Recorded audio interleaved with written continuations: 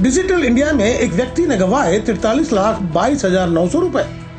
भारत में ऐसे सैकड़ों नहीं हजारों लोग हैं जो प्रतिदिन ठगों के झांसे में फंसकर अपने जीवन भर की पूंजी गंवा दे रहे हैं। और तो और ठगों का मकड़ जाल भी ऐसा होता है कि जब तक आप पूरी तरह लूट नहीं जाते, आप उनकी बातें मानते चले जाते हैं, यह सोचकर कि अब आपका ठग से पीछा छूट जाएगा। तो यह आपकी भूल होगी, बल्कि आप यहीं से ठगों के झांसे में और फंसते चले जाते हैं।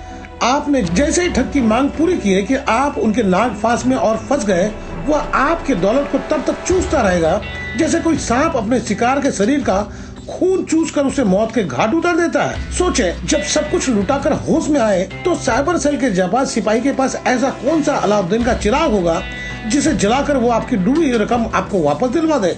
लेकिन साइबर सेल ने जिस तरह से एक आरोपी को राजस्थान से पकड़कर नवी मुंबई लेकर आए हैं, उसकी जितनी भी तारीफ की जाए वह कम होगी। आपको बता दें कि नवी मुंबई का एक व्यक्ति ठग के जाल में फंसकर 43 लाख की रकम से हाथ धो बैठा था, जिसे सेक्सटॉर्शन का शिकार बना दिया गया था। पीड़ित को धमकाकर ठगों ने लाखों रुपए ठग लिए। जब पीड़ित के पास कुछ नहीं बचा, तब वो थक हार कर साइबर सेल में अपनी शिकायत दर्ज करवाए। उसके बाद साइबर सेल ने अथक प्रयास कर 19 वर्षीय युवक को राजस्थान से गिरफ्तार कर नवी मुंबई लेकर आए हैं, जिसे हिरासत में लेने के लिए नवी मुंबई पुलिस को कड़ी मशक्कत करनी पड़ी। आरोपी को उसके बाद वह पकड़ने में कामयाब भी रहे। यूँ कहना गलत नहीं होगा कि नवी मुंबई पुलिस को लोहे के चने चबाने पड़े, पर नवी मुंबई पुलिस हिम्मत नहीं हारी और उन्होंने ठान रखा था कि करो या मरो। और जब किसी काम को इतनी निष्ठा से की जाए तो उसका फल नहीं मिले, भला यह कैसे हो सकता था। वह दिन भी आया जिसे गिरफ्तार करने के लिए नवी मुंबई पुलिस राजस्थान की रेत की तपिश को बर्दाश्त कर रहे थे। आखिर वह आरोपी उनके सामने था जिसे गिरफ्तार कर राजस्थान से नवी मुंबई तक लेकर आए। अब पकड़े गए आरोपी से तफ्तीश की जा रही है कि उनके गिरोह में और कितने लोग शामिल हैं और इस खेल का मुखिया कौन है। नवी मुंबई साइबर सेल के गिरफ्त में पहुंचे हुए आरोपी का नाम है हलीम फरीद खान, जिसकी उम्र महज 19 साल है, जो फोन के द्वारा लोगों को फांस कर ठगी का शिकार बना दिया करता था और जीवन का लुत्फ उठाता था। पर साइबर सेल ने हलीम के सुख में खलल डाल दिए। फिलहाल साइबर सेल नए मेहमान की खातिरदारी में व्यस्त है ताकि वह प्रसन्न होकर अपना मुखार बिंद खोल दे, ताकि साइबर सेल को और नए मेहमानों का आवाभगत करने का अवसर मिल सके। पकड़े गए आरोपी की तारीफ में आला अधिकारी ने क्या बताया, सुने। मामला इसमें इस प्रकार है जी कि नवी मुंबई पुलिस आयुक्तालय के हद में कार्यक्षेत्र में रहने वाले एक पीड़ित थे।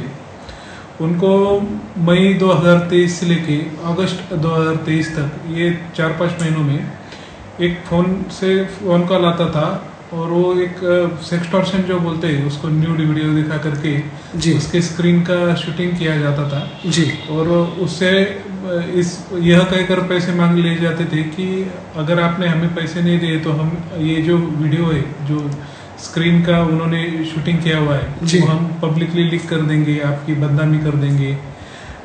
टिपिकली इस टाइप के स्कैंडल को हम टेक्निकल भाषा में सेक्सटॉर्शन बोलते हैं। तो उन्होंने 4-5 महीने में उस हमारे फिरियादी के साथ ऐसा किया और उनका वीडियो पब्लिक न करने के लिए या समाज में उनकी बदनामी न करने के लिए उन्होंने थोड़े थोड़े करके उनसे 43 लाख रुपए जी बैंक अकाउंट के जरिए उससे मांग ली। तो इतने सब पैसे मांगने के बाद भी और भी उनकी डिमांड चली रही थी कि अब मैं इनकम टैक्स को इन्फॉर्म कर दूंगा, मैं आपके परिवारजनों को इन्फॉर्म कर दूंगा, हमें और पैसे चाहिए जी। तो फिर जा करके यह फिरियादी cyber police station Navi Mumbai में फिरियाद देने को आया। वो जैसे ही आया तो हमने साइबर पुलिस स्टेशन में जो खंडनी का गुना है उसके ऊपर और साथ ही चीटिंग का IT एक्ट के कलमों के तहत गुना दाखिल कर लिया। यह गुने का तपास हमारे साइबर पुलिस स्टेशन के पुलिस इंस्पेक्टर श्री गजानन कदम कर रहे थे जी। तो उस तपास के दौरान, तहकीकात के दौरान ऐसे पता चला कि ये जो आरोपी सब कर रहे वो राजस्थान में डीग करके जिला है, उस जिले के एक गांव में से इनका सब ऑपरेट हो रहा है और वहीं से वो मोबाइल यूज कर रहे, इंटरनेट वहीं से यूज कर रहे, वहीं से वो वीडियो दिखा रहे और फिरियादी को फंसा रहे। तो एक ऐसा पूरा करके हमने एक शोध अभियान उसमें लगाया था और उससे पता चला कि एक पालदी नाम का गांव है डीग जिले में, कामात तहसील में, तो वहाँ से एक ये सब ऑपरेट हुआ था।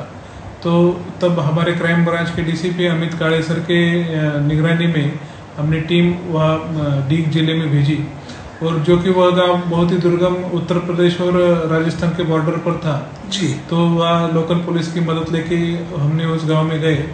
वहाँ हमको कड़ा विरोध भी हुआ, लेकिन विरोध के बावजूद भी हम उस आरोपी को, जिसका नाम हलीम फरीद रशीद है, उसको लेकर आए। उन्होंने गुनाह करने की कबूली दे दी है। अब तक जो फिरयादी के 43 लाख गए थे, उसमें से 4 लाख रुपए रिकवर करने में हमें कामयाबी हासिल हुई है जी। और इसका तपास और भी आगे जारी है। यह पूरी तपास की प्रक्रिया हमारे आयुक्त Shri Milind Bharambe sir, additional commissioner Deepak Sakore साहब, डीसीपी अमित काळे साहब के मार्गदर्शन तथा उनके इंस्ट्रक्शंस के साथ हुआ है। आपके हाथ में अब आपकी पूरी कुंडली है। जी हाँ, हम आपके फोन की बात कर रहे हैं। मोबाइल फोन और लैपटॉप आपकी सहूलियत के लिए है।